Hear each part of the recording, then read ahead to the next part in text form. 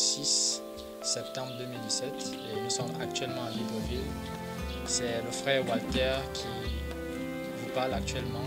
Je suis membre de La Voix de celui qui crie, rédacteur en chef du magazine chrétien universitaire La Voix de celui qui crie.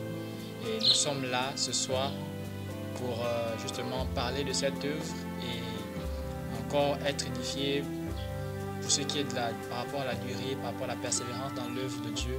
Et à mes côtés, j'ai justement le frère Donatien qui est là à côté.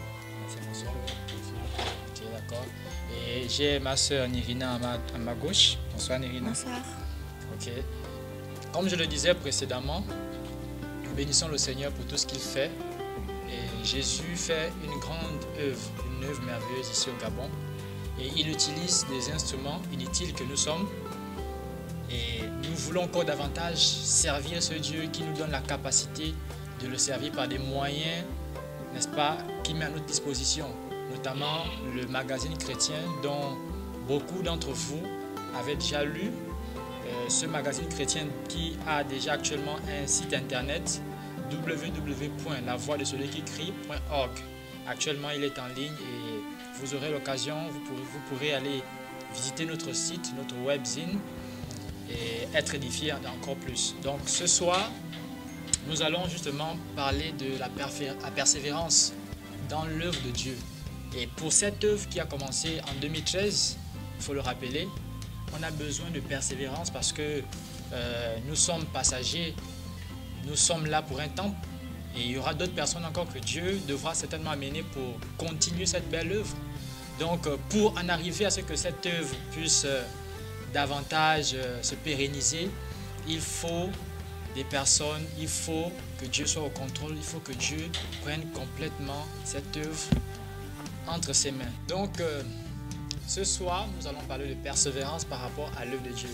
Alors mon frère Donatien, certainement tu as un mot à dire par rapport à ce thème.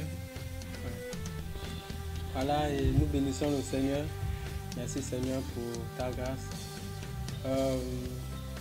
Dieu nous a donné une mission, c'est d'aller, de prêcher la bonne nouvelle et de faire de toutes les nations des disciples, les baptisant au nom du Père, du Fils et du Saint-Esprit, et à leur enseigner tout ce qu'il a ordonné.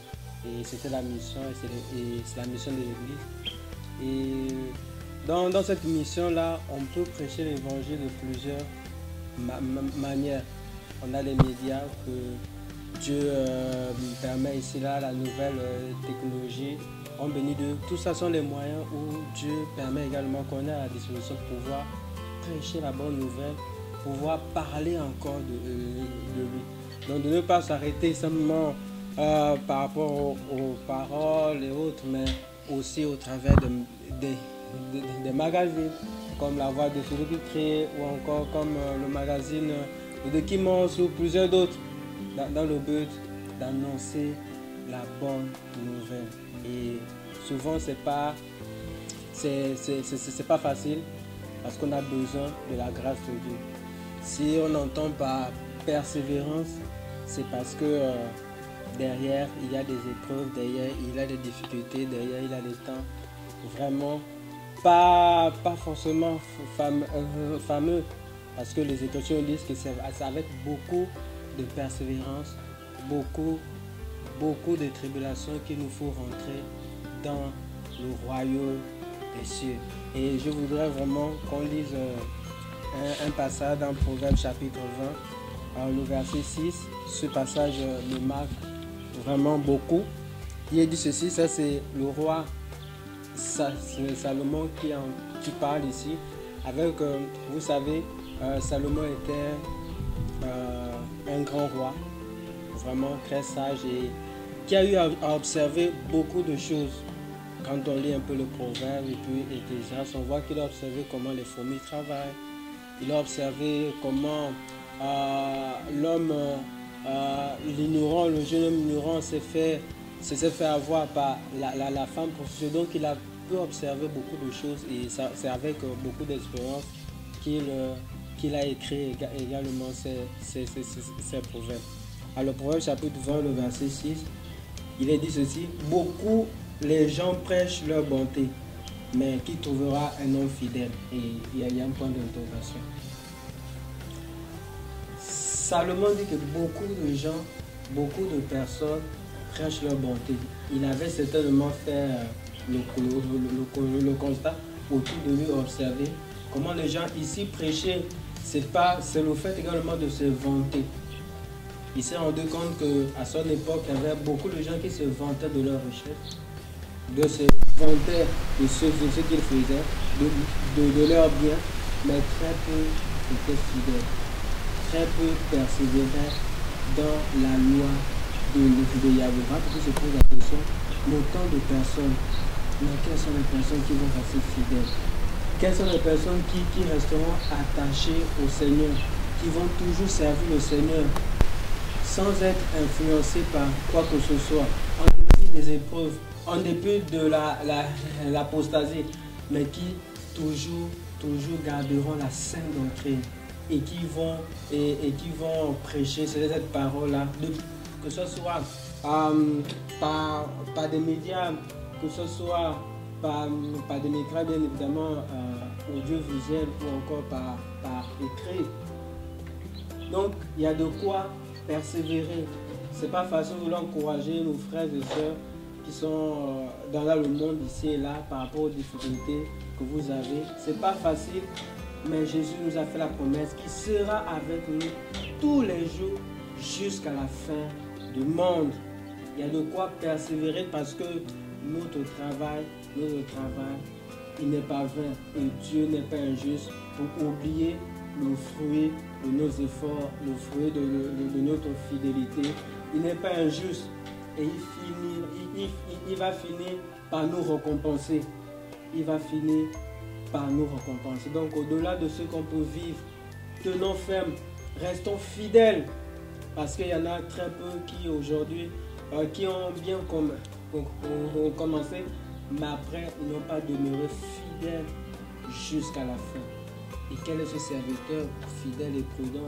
Le Seigneur lui-même, il va se questionner dans Luc 10, disant quel est ce serviteur fidèle et prudent que le maître va établir sur les gens de sa maison pour leur donner la nourriture au temps convenable. Et vraiment beaucoup de courage, beaucoup de travail dans l'œuvre. C'est pas facile. Parfois il y a des attaques, parfois on peut souvent être amené au découragement, parfois on peut souvent être influencé par la fatigue de temps en autre, mais avec le Seigneur nous sommes plus que vainqueurs. Nous sommes plus que vainqueurs et il renouvelle nos forces chaque jour. Il nous renouvelle nos forces chaque jour pour nous donner la force de pouvoir encore travailler pour la seule gloire de son nom avec un nouveau zèle. Parce que Paul encourageait les Corinthiens dans 1 Corinthiens 15 que travailler de plus en plus pour le Seigneur, soyez encore zélés dans l'œuvre avec un nouveau zèle, car le Seigneur n'oubliera pas le fruit de nos efforts. Donc frères et sœurs, soyez encouragés. Je sais que beaucoup dans le monde entier sont encouragés par ce magazine et par rapport au site internet et tout ce qui se fait. Vraiment que toute la gloire revienne à Jésus. Et ça là, c'est la grâce de Dieu qui nous donne la force de pouvoir persévérer. Et nous voulons vraiment continuer à persévérer jusqu'à la fin. Jusqu'à la fin. Même si nous ne sommes plus là, mais que d'autres qui vont arriver après nous puissent continuer. Voilà. Amen. Voilà un peu. Donc, on comprend qu'il faut justement intégrer la notion de persévérance, de garder ce que le Seigneur nous a donné jusqu'à la fin en fait. Et la fin dépendra justement du temps que Dieu nous amène à passer à autre chose. Et il faudra que d'autres personnes qui viennent après trouvent, n'est-ce pas, ce magazine ou encore du moins cette œuvre toujours disponible, toujours dans l'œuvre en fait.